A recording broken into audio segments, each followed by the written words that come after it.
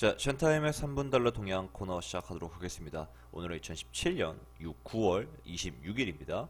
자, 오늘도 달러의 방향성을 통해서 해외 선물의 방향성을 예측해 볼 수 있도록 하고, 또한 세계 경제 흐름에 대해서 잡아볼 수 있도록 하겠습니다. 자, 일단 먼저 달러 같은 경우에는요, 어저께 상승 반전하면서 약 한 0.5포인트가량 저점 대비 상승하며 지금 92.50포인트까지 올라온 모습 보이고 있습니다. 자, 어저께 이렇게 달러가 소폭 상승할 수 있었던 이유에는 두 가지를 두고 있습니다. 자, 첫 번째로는 어저께 유로가 약세를 보였어요. 유로가. 자, 유로 같은 경우에는 어저께 독일 총선으로 인해서 뭐 정치적인 기반이 메르켈 총리가 독일의 네 번째 총리 연임을 하게 되었는데, 상대적으로 이번에 투표수가 적어서 정치적인 입지가 좀 흔들릴 수 있다라는 게 많은 투자자들의 분석이었어요. 그런 약해진 입지로 인해서 독일 경제 관찰에 흔들리지 않을까, 많은 변화가 있지 않을까 하는 그런 우려 심리 속에서 유로가 어제 한 차례 하락하는 모습 보였습니다. 자, 이미 1.191 지지선을 뚫고 내려오는 모습 보였기 때문에, 자, 유로가 약세를 보이며 유로 대비 달러가 상승하는 모습 보였던 거죠. 자, 제가 저번에도 말씀드렸지만은 달러 인덱스라는 것은 세계 6개의 주요 세계 국가 통화의 평균값입니다. 자, 대표적으로 유럽의 유로, 그리고 일본의 엔화, 그리고 캐나다의 달러, 그리고 스위스의 스위스의 프랑, 그리고 스웨덴의 크로네 등 세계 6개의 국가 통화의 중심 가격이기 때문에 어느 한 종목이, 특정 종목이 눌리게 된다면은 그 상대적으로 달러가 상승 반전하게 됩니다. 자, 거기에 더불어서 어저께 발표되었던 더들리 연방준비위원 은행 총재의 발언은 상당히 달러를 다시 상승시키기에 충분했었는데요. 자, 어저께 보시면은, 어저께 제가 잡아드렸다시피, 어딨나요? 네. 어제 9시 30분에 더들리가 연설을 했었죠. 자, 더들리는 어저께 이런 말을 했습니다. 자, 이번 연도 물가 전망이 하향 조정되었다는 것은 일시적인 현상에 불구하다. 자, 내년에는 물가 전망이 목표치인 2%까지 끌어올려질 것이다라는 것을 가능하다라는 부분을 보고 있다라는 거예요. 무슨 말이냐? 자, 지금 현재 연준이 금리를 올리지 않았던 이유에는, 그 주된 이유 뒤에는 물가 상승률이 있었습니다. 자, 이번 연도 더들리가 어저께 얘기했듯이 이번 연도 물가 전망 상승률 전망이 2%를 밑도는 1.6%를 기록을 했어요.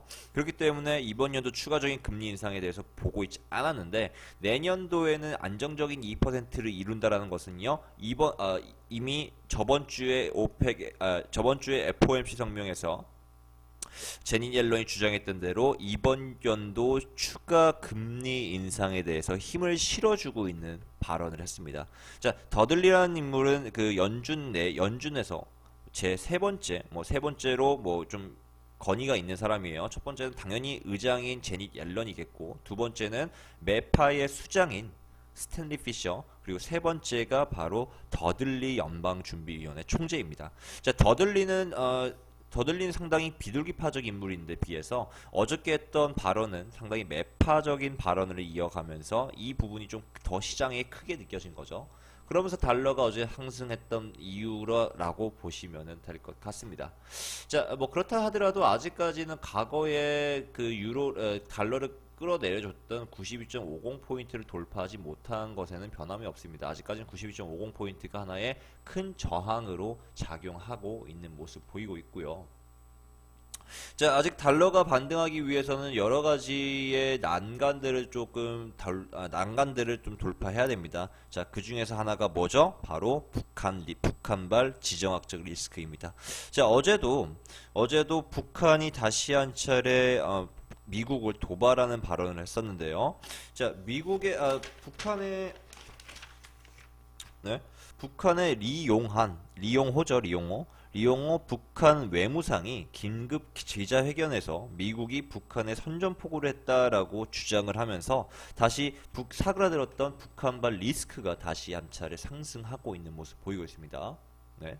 뭐 하긴 뭐 그렇다 하더라도 뭐 거기에 대한 영향이 좀 미비한 건 사실이었습니다. 이미 달러가 상당히 저점 부분에 와 있기 때문에 북한발 리스크가 다시 작용한다 하더라도 그 효과 자체는 그 영향 자체는 미비했던 것은 사실이에요. 자, 달러 같은 또 한 가지 문제점이 있죠. 또 한 가지 문제점은 바로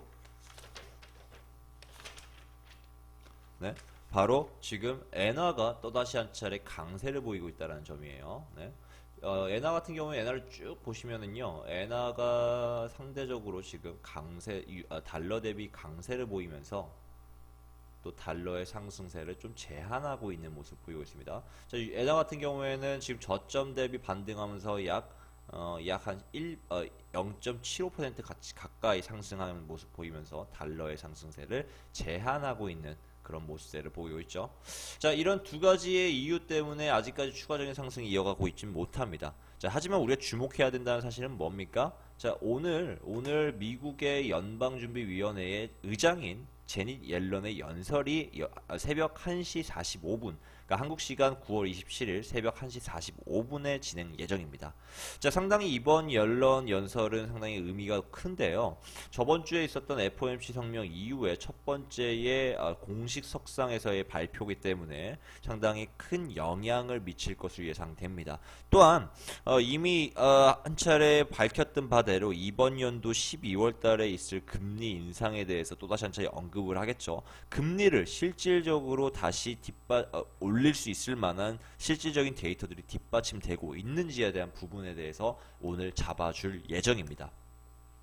자, 그래서 모든 지금 세계 투자들의 지금 이목은 옐런의 입이 떨어지기만 기다리고 있는 상황이에요. 자, 그로 인해서 달러는 장 초반에 한 차례 박스권의 형태를 보이면서 92.50포인트는 아직까진 돌파에 성공하지 못할 것이다 라고 보고 있습니다. 하지만 오늘 시장 장세 이후로 다시 한 차례 달러가 큰 폭의 상승을 이어가면서 92.50포인트 돌파하면서 무난하게 94포인트까지는 오늘 돌파 나와줄 것이다 라고 전망되는 부분입니다.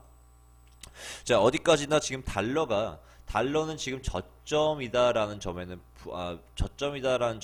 우리가 부인할 수가 없어요. 계속 말씀드리는 부분이지만은 달러는 지금 현재 100포인트와 그리고 92.50포인트에서의 박스권이 계속 유지되고 있는 모습입니다.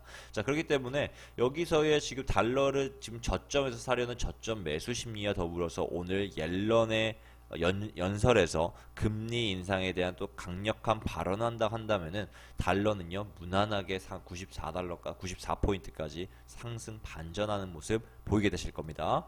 자, 그래서 오늘 같은 경우에 달러의 이러한 상승 가능성에 대한 움직임들을 봤을 때 금과 그리고 유로의 추가 매도 대응이 유리하다라는 점 기억하시면 될 것 같고요. 그리고 달러를 매수하시려는 분들은 사실상 지금 현재 진입하는 것이 가장 유리합니다. 지금 92.50포인트에서부터 92.30포인트, 자, 다시 말씀드릴게요. 92.50포인트에서부터 92.30포인트가 적극적인 매수 시점입니다. 어저께도 말씀드렸죠. 92포인트에 적극적인 매수 진행하시라고. 결국 92포인트에서 지지 반등하는 모습 보였습니다. 자, 어저께 못 잡으신 분들은 오늘 잡으시려면요, 그 포인트가 가장 유리하기 때문에 저점 매수 힘 실으시길 바랍니다. 자, 오늘의 3분 달러는 여기까지.